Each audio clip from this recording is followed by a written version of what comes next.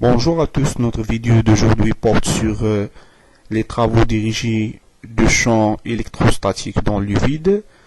On va voir deux applications très importantes. Comment calculer la force électrostatique et aussi calcul de champs électrostatiques par méthode directe et indirecte et le potentiel. L'application 1, la comparaison entre la force électrostatique et la force de gravitation de l'atome de hydrogène. On donne la constante de gravitation G égale 6,7 10 puissance moins 11 en SI, c'est-à-dire en système international des unités. Et le premier rayon de l'atome de Bohr à 0 égale 0,53 angstrom ou bien 0,53 10 puissance moins 10 mètres. Dans l'atome de hydrogène, un électron de charge moins E, moins la charge élémentaire, le plus petite charge existe dans la nature, décrit une orbite circulaire de rayons à 0 autour du noyau constitué d'un proton de charge positive plus E.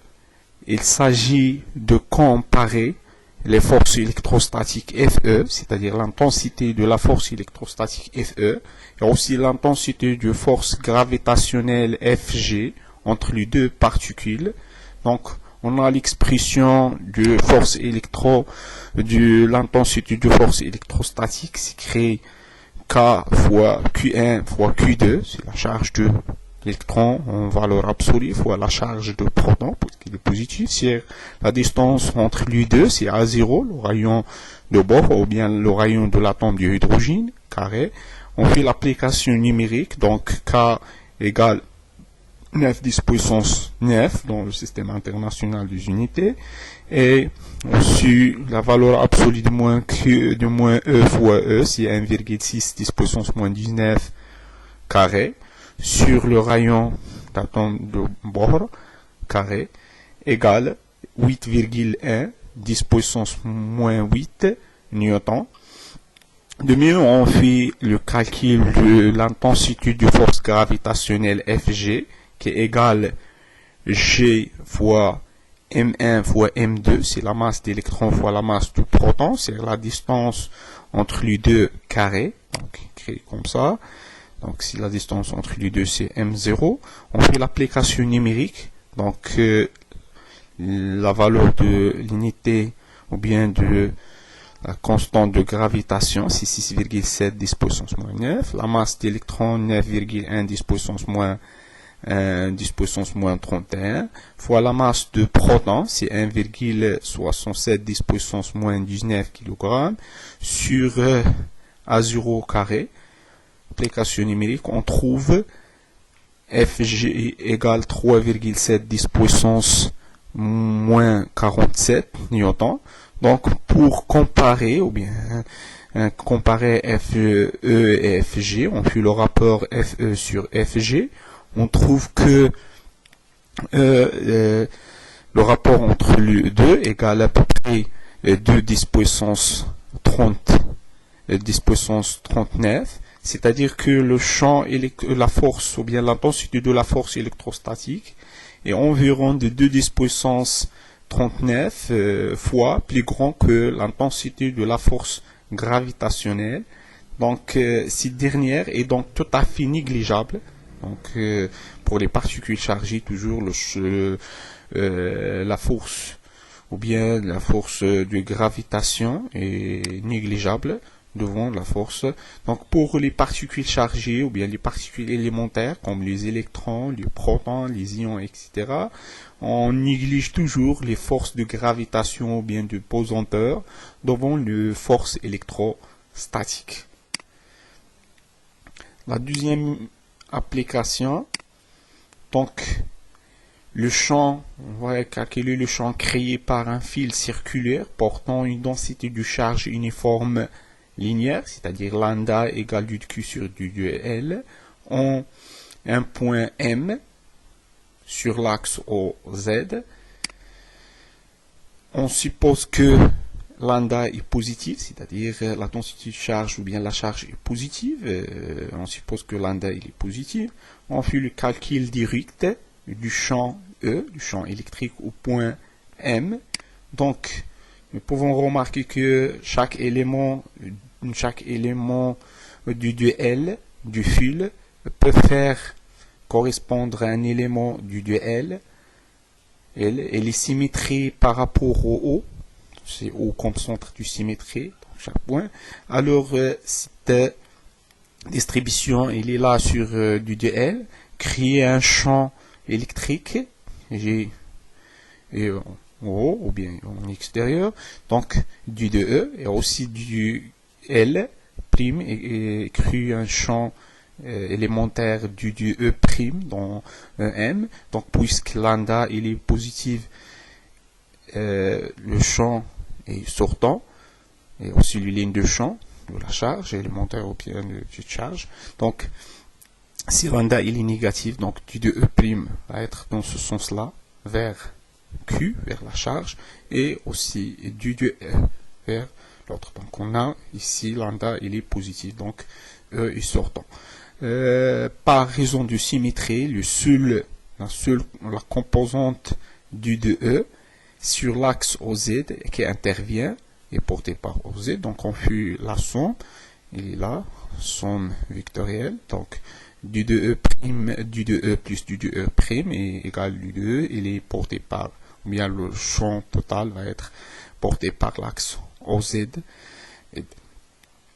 On peut remarquer aussi, ou bien tout plan contenant l'axe OZ et le plan de symétrie pour la distribution du charge et contient donc E qui est un vecteur polaire porté par l'axe OR. Donc on peut en un point de l'axe E appartient à l'intersection du supplant, il est donc aussi porté par l'axe OZ. Donc on passe calcul. Donc ici, soit l'angle ici c'est alpha. Alors on fait la projection du DE ici, c'est du EZ. Alors là l'angle alpha, donc cos alpha égale du EZ sur du DE, ce qui implique que du EZ égale du DE fois cos alpha. Donc ça c'est le champ élémentaire créé par la charge élémentaire ici du Q.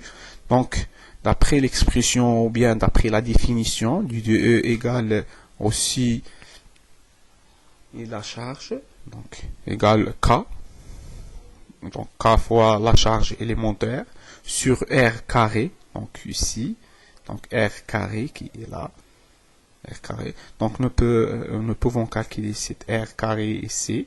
Donc d'après théorème de Vétaros, on écrit c'est Z carré plus ici c'est grand R carré.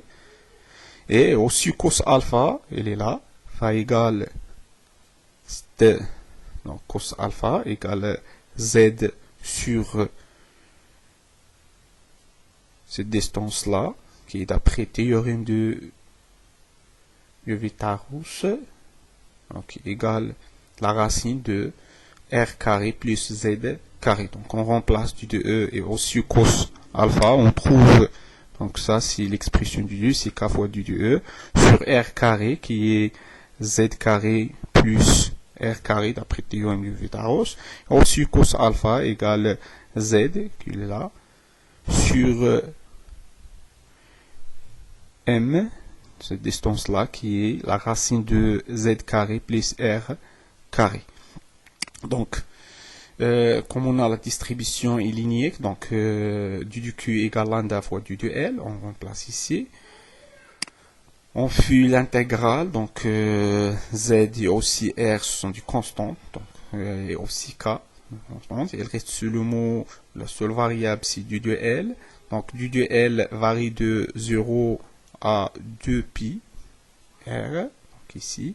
Donc on fait l'intégrale du 2L de 0 à 2pi R. R, aussi on remplace K, donc K dans le système international égale 9 10 puissance 9, ou égale aussi 0, ou égale aussi 4pi epsilon 0. Donc nous pouvons remplacer par 4pi epsilon 0, et aussi l'intégrale, ça, du L, on remplace, c'est 2πr moins 0. Donc on remplace 2pi avec 2pi, il reste ici 2 et epsilon 0, et rho, il reste seulement R fois lambda fois Z. Donc ça, c'est l'expression de le champ électrique créé par une distribution linéaire circulaire de charge uniforme. Donc ce champ-là, il varie en fonction de Z, donc l'axe de symétrie qui est là, donc varie en fonction de Z. Cette fonction E de Z, nous pouvons voir, il est facile de voir que E de Z, on fait le calcul de E moins Z, ici c'est carré, donc c'est le même, il reste moins ici, en Z, c'est-à-dire E de moins Z égale moins E de EZ, ce qui implique que F est une fonction impaire, c'est-à-dire qu'on ne pouvons présenter ça en fonction de Z. Avec ça, cette fonction est impaire, sur le mot sur 0, sur l'intervalle 0 plus l'infini. Donc, il est symétrique par rapport au centre, admis un centre de symétrie. Donc, on trouve, et on fait la dérivée, etc. On trouve la courbe sous cette forme. Donc, la courbe ici admet une valeur maximale, puis diminuée sur R+, et elle est symétrique par rapport donc ici, c'est montant, décroissant, donc croissant, décroissant, et l'inverse ici, décroissante, et l'autre croissante. Dans cet intervalle, il y a haut ce centre de symétrie, puisque E est une fonction impaire.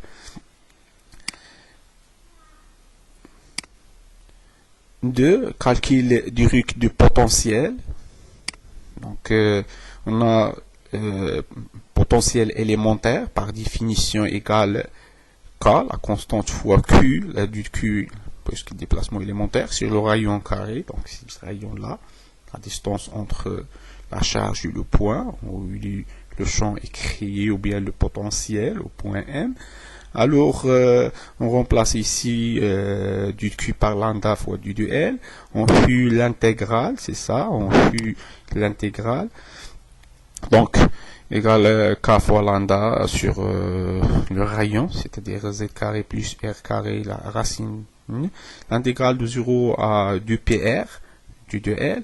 Donc, on remplace ça par ça égale 2PR, et K égale 4P, 1 sur 4P epsilon 0. On simplifie 4, 2P avec 4, 2P ici, il reste 2 epsilon 0 fois lambda R.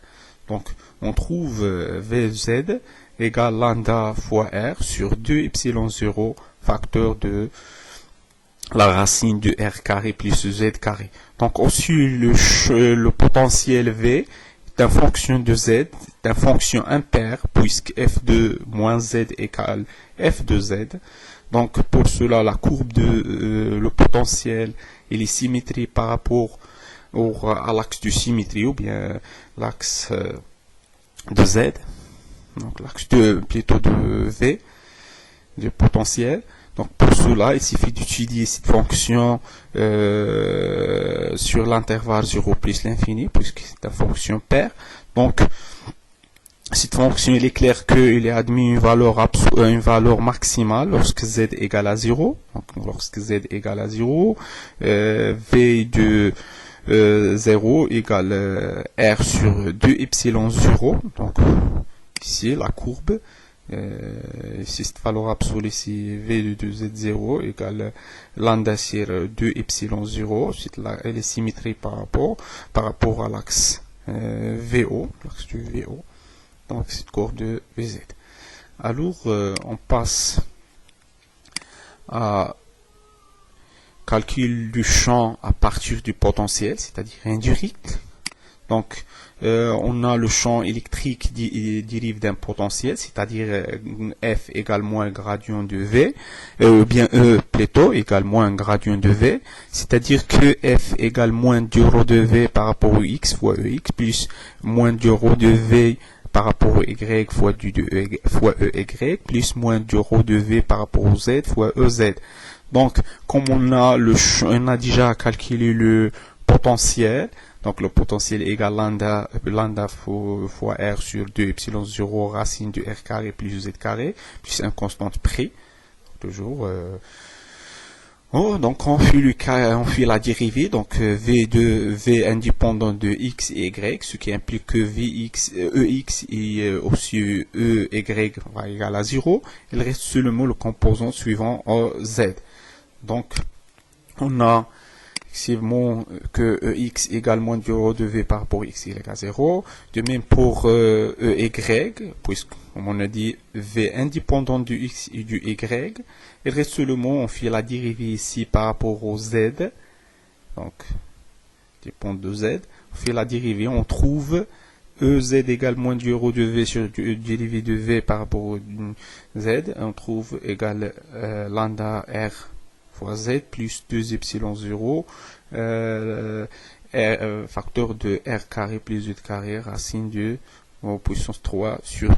C'est la même expression précédente, ce qui implique que le champ électrique il est porté par l'axe OZ et ici créé E de Z égale lambda fois R fois Z sur 2 epsilon 0 facteur de racine de R ou bien R carré plus Z carré puissance 3 demi fois OZ. Donc بهذا ننهي هذا التطبيق. نلتقي إن شاء الله بالنسبة لي troisième et quatrième application qui sont très importants. نتمنى لكم التوفيق والنجاح. لا تنسوا الاشتراك في القناة والتقاسم مع الأصدقاء تشجيعا لنا على المزيد من العطاء وكذلك إن شاء الله لتصحيح امتحانات أخرى. والسلام عليكم.